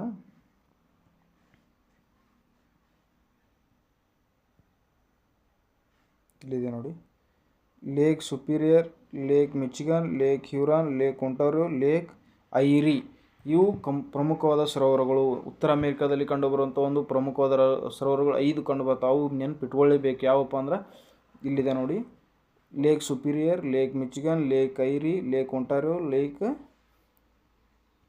ಇಲ್ಲಿದೆ ನೋಡಿ, ಲೇಕ್ ಹ್ಯೂರಾನ್. ಇದನ್ನು ಏನಂತ ನೆನಪಿಟ್ಕೋಬೇಕಂದ್ರೆ ಹೋಮ್ಸ್ ಅಂತ ನೆನಪಿಟ್ಕೊಳ್ಳೋಕೆ ಸಾಧ್ಯ ಆಗಿರಬೇಕು. ಅಂದರೆ ಹ್ಯೂರಾನ್, ಒಂಟಾರಿಯೋ, ಮಿಚಿಗನ್, ಸುಪೀರಿಯರ್ ಇವು ಪ್ರಮುಖವಾದ ಒಂದು ಸರೋವರ ಆಗಿರುತ್ತವೆ. ಅಂದರೆ ಇರಿ ಪ್ರಮುಖವಾಗಿ ಉತ್ತರ ಅಮೇರಿಕಾದಲ್ಲಿ ಕಂಡುಬರುವಂಥ ಒಂದು ಪ್ರಮುಖವಾದ 5 ಸರೋವರಗಳು. ದಕ್ಷಿಣ ಅಮೇರಿಕಾದಲ್ಲಿ ಯಾವ ಕಂಡುಬರ್ತಾವಪ್ಪ ಅಂದ್ರೆ ಇಲ್ಲಿದೆ ಲೇಕ್ ಟಿಟಿಕಾಕ್ ಸರೋವರ. ಇದು ದಕ್ಷಿಣ ಅಮೇರಿಕಾದಲ್ಲಿ ಕಂಡುಬರುವಂಥ ಒಂದು ಪ್ರಮುಖವಾದ ಸರೋವರ ಆಗಿರುತ್ತದೆ. ಮುಂದೆ ಹೋಗೋಣ. ಇಲ್ಲಿದೆ ನೋಡಿ, ಕ್ಲಿಯರಾಗಿ ನಾನು ಮಾರ್ಕ್ ಮಾಡಿ ಇಟ್ಟಿದ್ದೀನಿ. ಲೇಕ್ ಬೈಕಲ್ ಸರೋವರ, ಲೇಕ್ ಬಾಲ್ಕಿಶ್ ಸರೋವರ, ಕ್ಯಾಸ್ಪಿಯನ್ ಸಿ ಮತ್ತು ಲೇಕ್ ಲಡೋಂಗಾ ಇವು ಏಷ್ಯಾ ಖಂಡದಲ್ಲಿ ಕಂಡುಬರುವಂಥ ಒಂದು ಪ್ರಮುಖವಾದ ಸರೋವರ ಮತ್ತು ಸಮುದ್ರಗಳು ಆಗಿರ್ತವೆ. ಲೇಕ್ ವಿಕ್ಟೋರಿಯಾ ಸರೋವರ ಎಲ್ಲಪ್ಪ ಅಂದ್ರೆ ಇದು ಒಂದು ಆಫ್ರಿಕಾ ಖಂಡದಲ್ಲಿ ಕಂಡುಬರುವಂಥ ಪ್ರಮುಖವಾದ ಸರೋವರ. ಮತ್ತು ಲೇಕ್ ಮಲಾವಿಯಾ. ಮತ್ತು ನೋಡಿ, ಇದೇ ಉತ್ತರ ಅಮೇರಿಕಾದಲ್ಲಿ ನಾವು ಆವಾಗಲೇ ಹೇಳ್ತಾರೆ lake Superior, lake Huron, Lake ಒಂಟಾರಿಯೋ ಮತ್ತು ಲೇಕ್ ಈರಿ ಇವು ಏನಪ್ಪ ಅಂದ್ರೆ ಉತ್ತರ ಅಮೇರಿಕಾದಲ್ಲಿ ಕಂಡುಬರುವಂಥ ಒಂದು ಪ್ರಮುಖವಾದ ಸರೋವರಗಳು. ಲೇಕ್ ಈರಿ ಬೇರೆ, ಲೇಕ್ ಐರಿ ಎಲ್ಲಿ ಕಂಡುಬರ್ತವೆ ಅಂದ್ರೆ ಆಸ್ಟ್ರೇಲಿಯಾದ ಖಂಡದಲ್ಲಿ ಕಂಡುಬರ್ತದೆ. ಇಲ್ಲಿದೆ ನೋಡಿ, great beer lake, great slave lake ಮತ್ತು ಗ್ರೇಟ್ ವಿನ್ನಿಂಗ್ ಲೇಕ್, ಇದು ವಿನ್ಪೆಗ್ ಲೇಕ್ ಮತ್ತು ಗ್ರೇಟ್ ಮಿಚಿಗನ್ ಲೇಕ್ ಇವು ಕಂಡುಬರುವ ಯಾವಪ್ಪ ಅಂದ್ರೆ ಪ್ರಮುಖವಾಗಿ ಪ್ರಪಂಚದಲ್ಲಿ ಕಂಡುಬರುವಂಥ ಒಂದು ಪ್ರಮುಖವಾದ ಸರೋವರಗಳಾಗಿರ್ತವೆ. ನೋಡಿ, ನದಿಗಳ ಬಗ್ಗೆ ಸ್ವಲ್ಪ ಹಾಕಿದ್ದೀನಿ. ಯಂಗಡ್ಜೆ ನದಿ ಅಥವಾ ಚಾಂಗ್ ಜಿಯಾಂಗ್ ನದಿ ಇದು ಏನಪ್ಪ ಅಂದ್ರೆ ಏಷ್ಯಾ ಖಂಡದ ಒಂದು ಅತಿ ಉದ್ದವಾದ ಒಂದು ನದಿ ಆಗಿರುತ್ತದೆ. ಮುಂದೆ ಲೇಕ್ ಹಳದಿ ನದಿ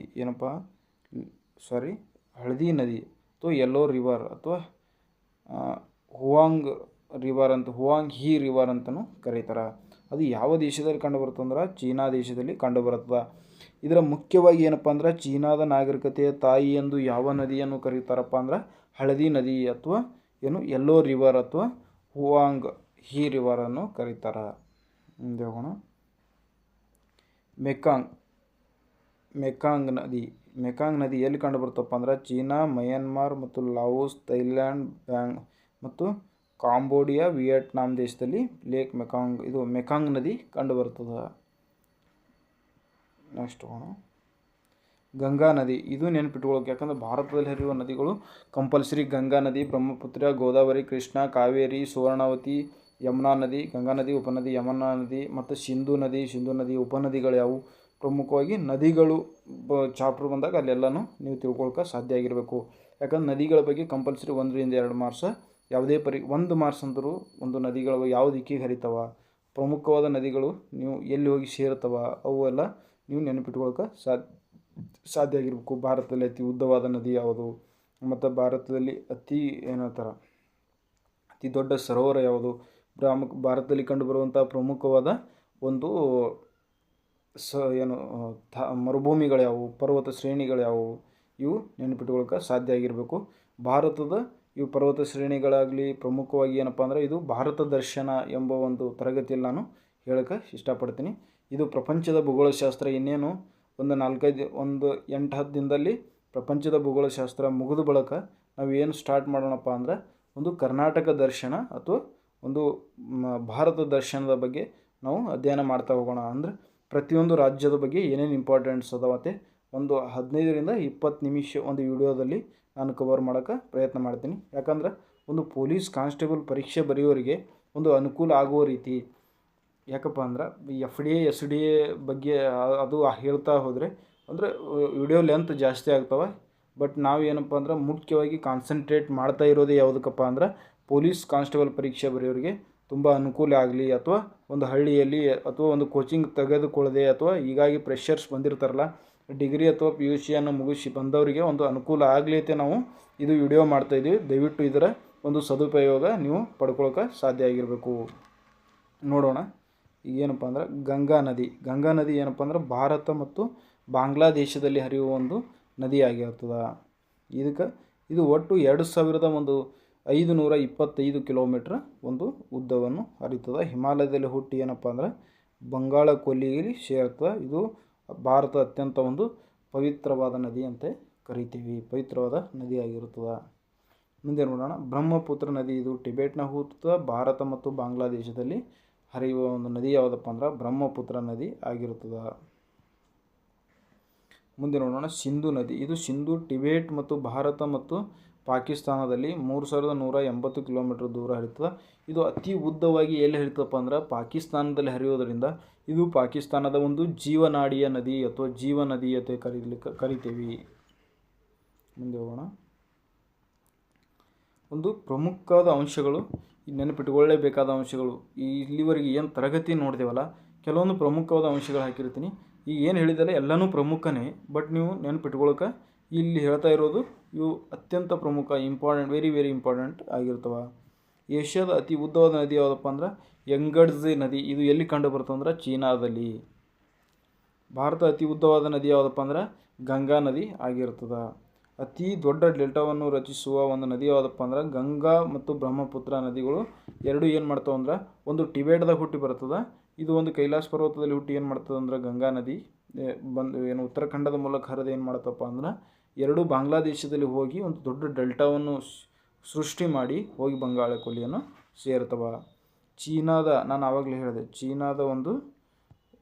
ಚೀನಾದ ನಾಗರಿಕತೆಯ ತಾಯಿ ಎಂದು ಯಾವ ನದಿಯನ್ನು ಕರೀತಾರಪ್ಪ ಅಂದ್ರೆ ಹುವಾಂಗ್ ಹೂ ಅಥವಾ ಯೆಲ್ಲೋ ರಿವರ್ ಅಥವಾ ಹಳದಿ ನದಿ ಅಂತ ಕರಿತೀವಿ. ಇಲ್ಲಿದೆ ನೋಡಿ, ಹಳದಿ ನದಿಯನ್ನು ಚೀನಾದ ನಾಗರಿಕತೆಯ ತಾಯಿ ಎಂದು ಕರಿತೀವಿ.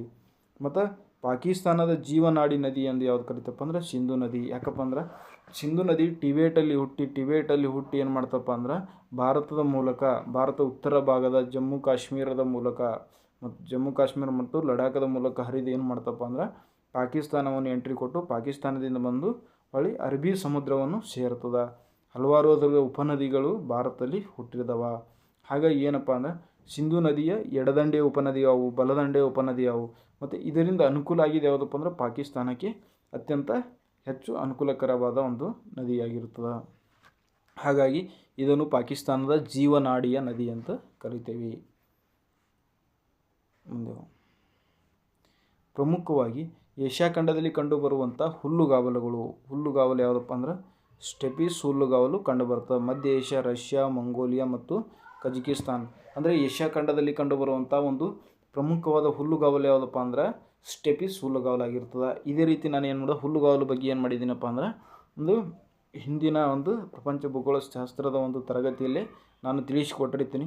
ನಿಮಗೇನಾದರೂ ಗೊತ್ತಿಲ್ಲ ಅಂದ್ರೆ ನೀವು ತಿಳ್ಕೊಳ್ಳೋಕೆ ಸಾಧ್ಯ ಆಗಿರಬೇಕು. ಇಲ್ಲಿ ಒಂದು ಸರಿ ಹೇಳಿಬಿಡ್ತೀನಿ, ನೀವು ತಿಳ್ಕೊಳಕ್ಕೆ. ಅಲ್ಲಿ ನೋಡಿಲ್ಲ ಅಂದ್ರೆ ಇಲ್ಲಾದರೂ ನೀವು ಇದು ತಿಳ್ಕೊಂಡು ಒಂದು ನೋಟ್ಸಲ್ಲಿ ಬರೆದಿಟ್ಕೊಳಕ್ಕೆ ಒಂದು ಸಾಧ್ಯ ಆಗಿರಬೇಕು.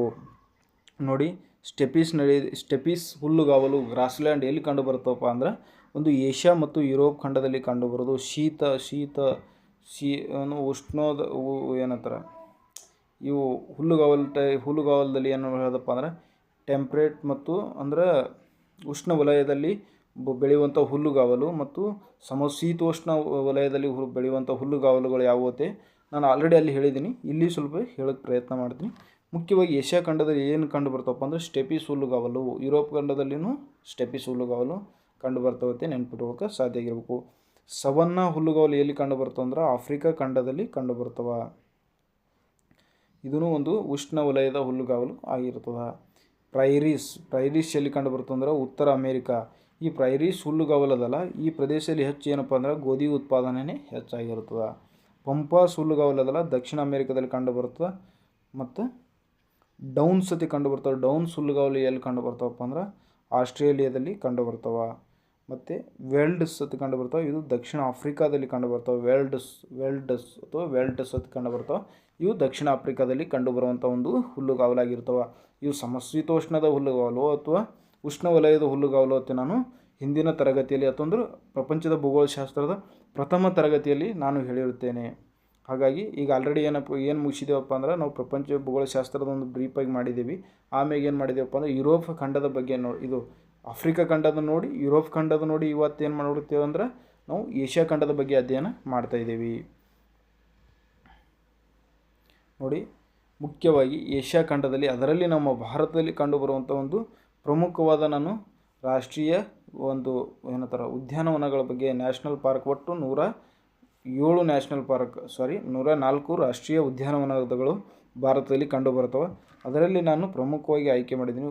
ಅದು ಯಾವಪ್ಪ ಅಂದ್ರೆ ಜಿಮ್ ಕಾರ್ಬೆಟ್ ರಾಷ್ಟ್ರೀಯ ಉದ್ಯಾನವನ. ಇದು ಉತ್ತರಾಖಂಡದಲ್ಲಿ ಕಂಡುಬರುತ್ತದೆ. ಯಾವಾಗ ಅಂದರೆ 1936ಗೆ ಘೋಷಣೆಯಾದ ಒಂದು ರಾಷ್ಟ್ರೀಯ ಉದ್ಯಾನವನ ಆಗಿದೆ. ಇದು ಭಾರತದ ಮೊದಲ ರಾಷ್ಟ್ರೀಯ ಉದ್ಯಾನವನ ಅಂತ ಕರಿತೀವಿ. ಯಾವುದಪ್ಪ ಅಂದ್ರೆ ಭಾರತದ ಮೊದಲ ರಾಷ್ಟ್ರೀಯ ಉದ್ಯಾನವನ ಯಾವುದಪ್ಪ ಅಂದ್ರೆ ಜಿಮ್ ಕಾರ್ಬೆಟ್ ರಾಷ್ಟ್ರೀಯ ಉದ್ಯಾನ 1936. ಇದು ಎಲ್ಲಿ ಕಂಡು ಬರ್ತದೆ ಅಂದ್ರೆ ಉತ್ತರಾಖಂಡದಾಗ ಕಂಡು ಬರ್ತದೆ, ನೆನ್ಪಿಟ್ಕೊಳ್ಳೋಕೆ ಸಾಧ್ಯ ಆಗಿರಬೇಕು.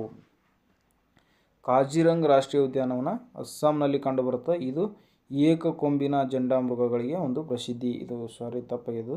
ಏಕಕೊಂಬಿನ ಒಂದು ಜಂಡಾಮೃಗಗಳಿಗೆ ಒಂದು ಪ್ರಸಿದ್ಧವಾದ ಒಂದು ನ್ಯಾಷನಲ್ ಪಾರ್ಕ್ ಯಾವುದಪ್ಪ ಅಂದ್ರೆ ಕಾಜಿರಂಗ ರಾಷ್ಟ್ರೀಯ ಉದ್ಯಾನವನ. ಇದು ನಮ್ಮ ಈಶಾನ್ಯ ರಾಜ್ಯಗಳಾದ ಅಸ್ಸಾಂ ರಾಜ್ಯದಲ್ಲಿ ಕಂಡುಬರುವಂಥ ಒಂದು ಪ್ರಮುಖವಾದ ರಾಷ್ಟ್ರೀಯ ಉದ್ಯಾನವನ ಆಗಿರುತ್ತದೆ. ಮುಂದೆ ನೋಡೋಣ, ಗಿರ್ ರಾಷ್ಟ್ರೀಯ ಉದ್ಯಾನವನ ಏನಪ್ಪ ಗುಜರಾತಲ್ಲಿ ಕಂಡುಬರುತ್ತದೆ. ಇದು ಏಷಿಯಾಟಿಕ್ ಸಿಂಹಗಳಿಗೆ ಒಂದು ಪ್ರಸಿದ್ಧಿಯಾಗಿದೆ. ಸುಂದರ್ಬನ್ ರಾಷ್ಟ್ರೀಯ ಉದ್ಯಾನವನ ಎಲ್ಲಪ್ಪ ಅಂದ್ರೆ ಪಶ್ಚಿಮ ಬಂಗಾಳದಲ್ಲಿ ಕಂಡುಬರುತ್ತದೆ. ಇದು ಪ್ರಮುಖವಾಗಿ ರಾಯಲ್ ಬೆಂಗಾಲ್ ಹುಲಿಗಳಿಗೆ ಒಂದು ಪ್ರಸಿದ್ಧಿಯಾದ ಒಂದು ರಾಷ್ಟ್ರೀಯ ಉದ್ಯಾನವನ ಆಗಿದೆ. ರಣತಂಬೂರ ರಾಷ್ಟ್ರೀಯ ಉದ್ಯಾನ ಎಲ್ಲಪ್ಪ ಅಂದ್ರೆ ರಾಜಸ್ಥಾನ. ಇದು ಹುಲಿಗಳಿಗೆ ಒಂದು ಪ್ರಮುಖವಾದ ರಾಷ್ಟ್ರೀಯ ಉದ್ಯಾನ ಆಗಿರುತ್ತದೆ. ಹಾಗಾಗಿ ಕರ್ನಾಟಕದಲ್ಲಿ ಪ್ರಮುಖವಾಗಿ ಬಂಡೀಪುರ, ನಾಗರಹೊಳೆ,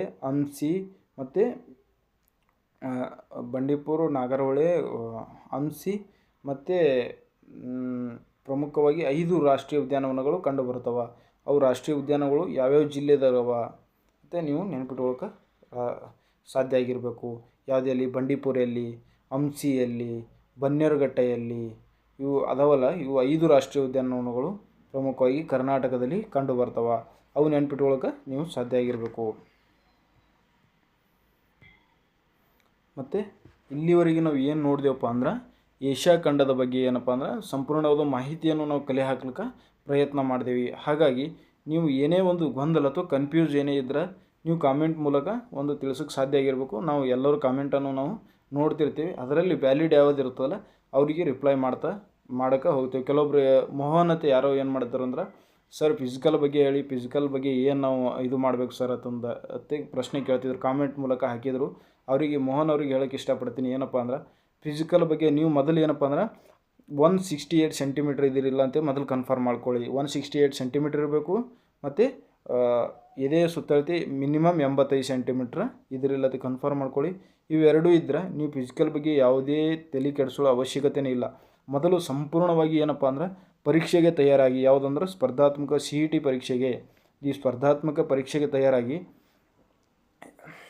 ಇದು ಪರೀಕ್ಷೆ ಮುಗಿದ ನಂತರ ನಿಮಗೆ ಇನ್ನೂ 1 ರಿಂದ 2 ತಿಂಗಳ ನಿಮಗೆ ಸಮಯಾವಕಾಶ ಇರುತ್ತೆ. ಆ ಸಮಯದಲ್ಲಿ ನೀವು ಫಿಸಿಕಲ್ ರನ್ನಿಂಗ್ ಪ್ರಾಕ್ಟೀಸ್ ಮಾಡೋಕ್ಕೆ ಸಾಧ್ಯ ಆಗಿರಬೇಕು. ಒಂದು ವೇಳೆ ಸ್ವಲ್ಪ ಜಾಸ್ತಿ ಫ್ಯಾಟ್ ಇದ್ದೀನಿ ಸರ ಅಥವಾ ವೇಟ್ ಇದ್ದೀನಿ ಅಂತಿದ್ದೀರಲ್ಲ, ಎಲ್ಲರಿಗೂ ಹೇಳ್ತಿದ್ದೀನಿ, ವೇಟ್ ಇದ್ದವರು ನೀವು ಈಗಿನಿಂದೇ ರನ್ನಿಂಗ್ ಪ್ರಾಕ್ಟೀಸ್ ಮಾಡೋಕ್ಕೆ ಪ್ರಯತ್ನ ಮಾಡಬೇಕು. ಯಾಕಂದರೆ ನೀವು ಈ ಎಕ್ಸಾಮ್ ಮುಗಿದ ಬಳಿಕ 1 ಮಂತ್ ಆರ್ 1.5 ಮಂತಲ್ಲಿ ಏನು ಮಾಡ್ಬಿಡ್ತಾನೆ ಅಂದರೆ ಫಿಸಿಕಲ್ ದೈಹಿಕ ಪರೀಕ್ಷೆ ಏನು ಮಾಡ್ಬಿಡ್ತಾನಪ್ಪ ಅಂದ್ರೆ ಕಂಡಕ್ಟ್ ಮಾಡಿಬಿಡ್ತಾನೆ.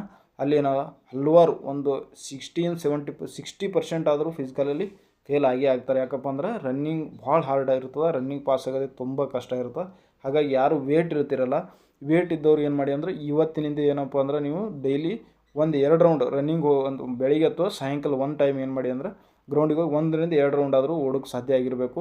ನೀವು ವೇಟ್ ಇಲ್ಲ, ನಾವು ಫ್ಯಾಟ್ ಇಲ್ಲ ಸರ, ಸ್ಲಿಮ್ ಇದ್ದೀನಿ ಅನ್ನೋರು, ನಾವು ಓಡ್ತೀನಿ 100% ಅಂದವರು ಅಂದ್ರೆ ಅಂಥವ್ರು ಏನು ಮಾಡಿರಿ ಅಂದ್ರೆ ಮೊದಲ ಪರೀಕ್ಷೆಗೆ ನೀವೇನು ಮಾಡಿ ಹೆಚ್ಚಿನ ಮಹತ್ವ ಕೊಡಿ. ಹೆಚ್ಚು ಹಿಂದಿನ ಹಳೆಯ ಪ್ರಶ್ನೆ ಪತ್ರಿಕೆಯನ್ನು ಓದಿ ಮತ್ತು ಹಲವಾರು ಪ್ರಶ್ನೆ ಪತ್ರಿಕೆ ಅನಲೈಸ್ ಮಾಡಿದರು. ಶಬರಿಯತ್ ಇದೆ ಒಂದು ಪ್ರಶ್ನೆ ಪತ್ರಿಕೆ, ಏನಂತಾರೆ ಪ್ರಶ್ನೆ ಪತ್ರಿಕೆಯನ್ನು ಬಿಡಿಸಿದ್ದಾರೆ. ಅಂದರೆ ಒಂದು 4 ಆಪ್ಷನ್ ಬಗ್ಗೆ ಎಲ್ಲನೂ ಡೀಟೇಲ್ ಕೊಟ್ಟಿದ್ದಾರೆ. ನೀವು ಯಾವಾಗ ನಿಮ್ಮ ಹತ್ರ ಅದೇ ತೊಗೋಬೇಕಂತೇನಿರಲ್ಲ, ನಿಮ್ಮಲ್ಲಿ ಇರುವಂಥ ಒಂದು ಪ್ರಶ್ನೆ ಪತ್ರಿಕೆಯಲ್ಲಿ 4 ಪ್ರಶ್ನೆಗಳಿಗೆ ಆನ್ಸರ್ ಮಾಡ್ತಾ ಡೈಲಿ ಒಂದು ಪ್ರಶ್ನೆ ಪತ್ರಿಕೆಯನ್ನು ಬಿಡಿಸೋಕ್ಕೆ ನೀವು ಸಾಧ್ಯ ಆಗಿರಬೇಕು. ಡೈಲಿ ಏನು ಮಾಡಿ, ಎಷ್ಟು ಸಾಧ್ಯತೆ ಅಷ್ಟು ಓದಿ. 10 ಗಂಟೆ 20 ಗಂಟೆ ಓದಿ, 10 ಗಂಟೆ ಓದಿ, 12 ಗಂಟೆ ಓದಿ ಅಂತ ನಾನು ಹೇಳಲ್ಲ. ಡೈಲಿ ಒಂದು 4-5 ಗಂಟೆ ಆದರೂ ನೀವು ಸತತವಾಗಿ ಓದಿದ್ದೇ ಸತ್ಯವಾದ್ರೆ, ಅಥವಾ ನೀವು ಪ್ರಾಮಾಣಿಕವಾಗಿ ಓದಿದ್ದೇ ಆದರೆ ನೀವು ಮುಂದಿನ ಪರೀಕ್ಷೆಯಲ್ಲಿ ನೀವು 100% ಪಾಸ್ ಆಗ್ತೀರ ಅಂತ ನಾನು ಹೇಳ್ತೀನಿ. ಯಾಕಪ್ಪ ಅಂದ್ರೆ ನಮ್ಮ ಅನುಭವದಿಂದ ನಾನು ನಿಮಗೆ ಹೇಳ್ತಾ ಇದ್ದೀನಿ. ಯಾರಾದರೂ ಪ್ರಾಮಾಣಿಕವಾಗಿ ಪ್ರಯತ್ನ ಮಾಡಿದವರಿಗೆ ಎಂದೂ ಏನಂತಾರೆ ಮಿಸ್ ಆಗ್ಲಿಕ್ಕೆ ಚಾನ್ಸೇ ಇಲ್ಲ. ಒಂದೇ ಸರಿ ಏನಾದರೂ ಬರೆಯೋರಿಗೆ ಸ್ವಲ್ಪ ಕನ್ಫ್ಯೂಸ್ ಆಗೋ ಸಾಧ್ಯತೆ ಇರ್ತದೆ. ಆಳಿಗೇನು ಒಂದು ಸರಿ ಫೇಲ್ ಆದರೆ 100% ನೆಕ್ಸ್ಟ್ 2ನೇ ಬಾರಿ ನೀವು ಪಾಸ್ ಆಗ್ತೀರಿ. ಹಾಗಾಗಿ ನೀವು ಯಾವುದೇ ಗೊಂದಲಕ್ಕೆ ಈಡಾಗ್ಲಿಕ್ಕೆ ಹೋಗಬೇಡ್ರಿ. ನಿಮಗೆ ಏನೇ ಗೊಂದಲ ಇರಲಿ ನಮಗೆ ಕಾಮೆಂಟ್ ಮಾಡಿರಿ. ಯಾವ ಪುಸ್ತಕ ಓದಬೇಕು ಸರ್, ಏನೇ ಇರಲಿ, ನಮಗೆ ಎಷ್ಟು ಸಾಧ್ಯ ಆಗ್ತದಲ್ಲ, ನಾವು ಏನು ಓದಿದ್ದೇವಲ್ಲ ಅದೇ ನಾನು ನಿಮ್ಗೆ ತಿಳಿಸ್ಕೊಡೋಕೆ ಪ್ರಯತ್ನ ಮಾಡ್ತೀನಿ. ಆದರೆ ಕೆಲವೊಬ್ರು ಏನು ಮಾಡಿದ್ರು, ಸರ್ ನ್ಯೂಸ್ ಪೇಪರ್ ಓದಬೇಕಾ ಬೇಡ ಅಂತ ಹೇಳ್ತಿದ್ರು. ಅಂಥವ್ರಿಗೆ ಹೇಳ್ತೀನಿ ಏನಪ್ಪ ಅಂದರೆ, ಒಂದು ನ್ಯೂಸ್ ಪೇಪರಲ್ಲಿ ನಿಮಗೆ ಓದೋಕ್ಕೆ ಆಗಲ್ಲ ಸರ್, ಟೈಮ್ ವೇಸ್ಟ್ ಆಗೋದು ಸರ್, 3 ತಾಸು 2 ತಾಸು ಓದೋಕೆ ಆಗಲ್ಕತ್ತ ಸರ್ ಒಂದು ಪೇಪರ್ ಅಂತ ಅವ್ರಿಗೆ ಏನು ಓದಲಿಲ್ಲಪ್ಪ, ಕನಿಷ್ಠ ಪಕ್ಷ ಆದ್ರೂ ಭೀ ಪ್ರಜಾವಾಣಿಯಲ್ಲಿ 7 ಅಥವಾ 8ನೇ ಪೇಜಲ್ಲಿ, 1 ಸೆಕೆಂಡ್ ರೀ,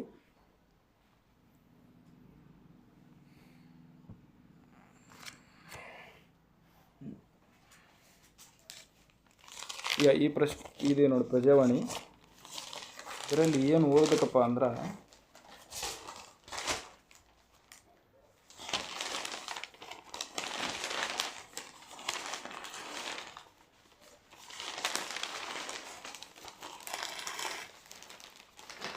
ಈಗ ಇದು ಇದೆ ನೋಡಿ ಅಭಿಮತ ಅಂತ ಬನ್ನಿ. ಅಭಿಮತ ಇದು 7ನೇ ಪೇಜಲ್ಲಿ, ಎಲ್ಲಿ ಎಷ್ಟಪ್ಪ ಅಂದ್ರೆ ಇದು ಈಗ 8ನೇ ಪೇಜಲ್ಲಿ ಬರ್ತದೆ. ಇದರಲ್ಲಿ ಏನು ಇರ್ತದಪ್ಪ ಅಂದ್ರೆ, ಇದೊಂದು ಆರ್ಟಿಕಲ್ಲು ನೋಡಿ, ಅಮೇರಿಕ ಮತ್ತು ಪಾಕ್ ಸತ್ಯ ಮತ್ತು ತಥ್ಯ ಅಂದರೆ ಇದ್ರ ಬಗ್ಗೆ ಎಲ್ಲನೂ ಕೊಟ್ಟಿರ್ತಾನೆ. ಮತ್ತು ಇಲ್ಲಿ ಸ್ಮಾಲ್ ಒಂದು ಆರ್ಟಿಕಲ್ ಬರ್ತದೆ, ಇದೊಂದು ಪ್ಲಸ್ ಇದೊಂದು ಮತ್ತು ಒಂದು ಕೇಸ್ ಸ್ಟಡಿ ಕೊಡ್ತಾನೆ. ನೆಕ್ಸ್ಟ್ ಪೇಜಲ್ಲಿ 9ನೇ ಪೇಜಲ್ಲಿ ಇದು ಏನಪ್ಪ ಅಂದ್ರೆ ಒಂದು ಕೇಸ್ ಸ್ಟಡಿ ಕೊಡ್ತಾನೆ. ನೀವು ಯಾರು ಏನೂ ಓದಲ್ಲ ಸರ್, ನಾನು ನ್ಯೂಸ್ ಪೇಪರ್ ಓದಲ್ಲ ಅನ್ನೋರಿಗೆ ಇವು 1-2 ಪೇಜ್ ಆದರೂ ಓದ್ಲಿಕ್ಕೆ ಒಂದು ಸಾಧ್ಯ ಆಗಿರಬೇಕು. ಇದರಲ್ಲಿ ಎಲ್ಲನೂ ಅನಲೈಸ್ ಮಾಡ್ತಿರ್ತಾನೆ ಪ್ರಜಾವಾಣಿಯಲ್ಲಿ. ಮತ್ತು 8 ಮತ್ತು 9ನೇ ಪೇಜ್ 2 ಪೇಜ್ ಭಾಳ ಆದ್ರೆ ಒಂದು 20 ಮಿನಿಟ್ಸಲ್ಲಿ ನೀವು ಓದಿ ಮುಗಿಸೋಕೆ ಸಾಧ್ಯ ಆಗಿರೋ. ನೀವು ನೋಟ್ಸ್ ಮಾಡ್ಕೋತೀರ ಅಥವಾ ಇಂಪಾರ್ಟೆಂಟ್ ಇದ್ರೆ ನೋಟ್ಸ್ ಮಾಡ್ಕೊಳಕ್ಕೆ ಸ್ವಲ್ಪ ಸಾಧ್ಯ ಆಗಿರಬೇಕು. ಇಲ್ಲಾಂದ್ರೆ ನೀವು ಓದ್ತಾ ಹೋಗಿ ಮುಂದೆ ಏನಾದರೂ ನೀವು ಮಂತ್ ಎಂಡಿಗೆ ಏನಾದರೂ ನೀವು ಸ್ಪರ್ಧಾ ವಿಜೇತ ಪೊಲೀಸ್ ಕಾನ್ಸ್ಟೇಬಲ್ ಬರೆಯೋರು, ನನ್ನ ಸಜೆಷನ್ ಏನಪ್ಪ ಅಂದ್ರೆ ಸ್ಪರ್ಧಾ ವಿಜೇತ ಓದೋದೇ ಬೆಸ್ಟ್. ಯಾಕಂದ್ರೆ ಬೇರೆ ಎಕ್ಸಾಮ್ KPSC ಅವು ಎಕ್ಸಾಮ್ಗೆ ನಾನು ಹೇಳಕ್ಕೆ ಹೋಗಲ್ಲ. ಪೊಲೀಸ್ ಕಾನ್ಸ್ಟೇಬಲ್ ಪರೀಕ್ಷೆ ಬರೆಯೋರು ಕಂಪಲ್ಸರಿ ಏನಂದ್ರೆ ಸ್ಪರ್ಧಾ ವಿಜೇತನೇ ಓದಿ. ಎನಫ್ ಎಲ್ಲನೂ ಓದೋಕ್ಕಾಗಲ್ಲ. ಯಾಕಂದ್ರೆ ಒಂದು ಇದು ಏನಪ್ಪ ಅಂದ್ರೆ ಒಂದು ಕರೆಂಟ್ ಅಫೇರ್ಸ್ ಅದಲ್ಲ, ಒಂದು 10-12 ಮಾರ್ಕ್ಸ್ ಬರೋ ಸಾಧ್ಯತೆ ಇರ್ತದಲ್ಲ, ಅದರಲ್ಲಿ ಒಂದು 7-8 ಮಾರ್ಕ್ಸ್ ನಾವು ತೆಗಿಯೋಕೆ, ಎಷ್ಟೇ ನೀವು 4 ಮ್ಯಾಗ್ಝಿನ್ ಓದ್ರೂ ಭೀ 10 ಮಾರ್ಕ್ಸಿಂದೇ ನೀವು ಅದರ 10-12 ಮಾರ್ಕ್ಸೇ ಬರೋ ಸಾಧ್ಯತೆ ಇರುತ್ತೆ. ಹಾಗಾಗಿ ಒಂದು ಮ್ಯಾಗ್ಝಿನ್ ಏನಪ್ಪ ಅದನ್ನೇ ರಿವಿಷನ್ ಮಾಡ್ತಾ ಓದಿ. ಅಂದರೆ ಒಂದು ಪ್ರಜಾವಾಣಿ ಪೇಪರಲ್ಲಿ 8 ಮತ್ತು 9ನೇ ಪೇಜ್, ಇದು 8 ಮತ್ತು ಇದು 9ನೇ ಪೇಜ್ ನೀವು ಓದೋಕ್ಕೆ ಸಾಧ್ಯ ಆಗಿರಬೇಕು. ನೆಕ್ಸ್ಟ್ ಏನಪ್ಪ ಅಂದ್ರೆ ನೀವು ಸ್ಪರ್ಧಾ ವಿಜೇತ ಮ್ಯಾಗ್ಝಿನ್ ಓದಬೇಕು ಕರೆಂಟ್ ಅಫೇರ್ಸ್ಗೆ. ಮತ್ತು ಸಬ್ಜೆಕ್ಟ್ ವೈಸ್ ಏನು ಮಾಡ್ತೀನಪ್ಪ ಅಂದ್ರೆ ಅದರದ್ದೇ ಆದಂಥ ಒಂದು ಯಾವ್ಯಾವ ನಾವು ಓದಿದ್ದು ನಮ್ಮ ಅನುಭವದಲ್ಲಿ ನಾವು ಓದಿರುವಂಥ ಪುಸ್ತಕಗಳೇ ನಿಮ್ಗೆ ಒಂದು ಗೈಡೆನ್ಸ್ ಮಾಡೋಕ್ಕೆ ಪ್ರಯತ್ನ ಮಾಡ್ತೀವಿ. ಹಾಗಾಗಿ ನೀವು ಯಾರ್ಯಾರು ಓದ್ತಿದ್ರಲ್ಲ ಹಿಂದಿನಿಂದೆ ನೀವು ಪ್ರಾಮಾಣಿಕವಾಗಿ ಓದಲು ತಯಾರಿಯನ್ನು ಯಾವತ್ತೂ ಬಿಡ್ಲಕ್ಕೆ ಹೋಗಬೇಡ್ರಿ. ಯಾಕಂದ್ರೆ ಪರೀಕ್ಷೆ 100% ಬರ್ತಾವೆ. ಪರೀಕ್ಷೆ ಹತ್ರ ಬಂದಾಗ ನೀವು ಓದ್ಕೋತ ಕೂತ್ರೆ ಯಾವುದೇ ಪರೀಕ್ಷೆಗೆ ನೀವು ಪಾಸ್ ಆಗ್ಲಿಕ್ಕೆ ಸಾಧ್ಯ ಇಲ್ಲ. ಹಾಗಾಗಿ ನಿಮ್ಗೆ ಏನೇ ಗೊಂದಲ ಇದ್ದರೆ ನಮ್ಗೆ ಕಾಮೆಂಟ್ ಮೂಲಕ ತಿಳಿಸಿ, ಅದಕ್ಕೆ ನಾವು ರಿಪ್ಲೈ ಕೊಡೋಕೆ ಏನು ಮಾಡ್ತೀವಿ, ಪ್ರಯತ್ನ ಮಾಡ್ತೀವಿ. ಇಲ್ಲಿವರೆಗೆ ಒಂದು ಏಷ್ಯಾ ಖಂಡದ ಬಗ್ಗೆ ಸಂಪೂರ್ಣವಾದ ಮಾಹಿತಿಯನ್ನು ತಿಳ್ಕೊಂಡ್ವಿ. ಇಲ್ಲಿವರೆಗೆ ನಮ್ಮ ತರಗತಿಯನ್ನು ವೀಕ್ಷಿಸಿದ ನಮ್ಮ ಎಲ್ಲ ಸ್ನೇಹಿತರಿಗೆ ಹಾಗೂ ನಮ್ಮ ವಿದ್ಯಾರ್ಥಿ ಬಳಗದವರಿಗೆ ಏನಪ್ಪ ಅಂದ್ರೆ ಥ್ಯಾಂಕ್ ಯು ವೆರಿ ಮಚ್. ಧನ್ಯವಾದಗಳು.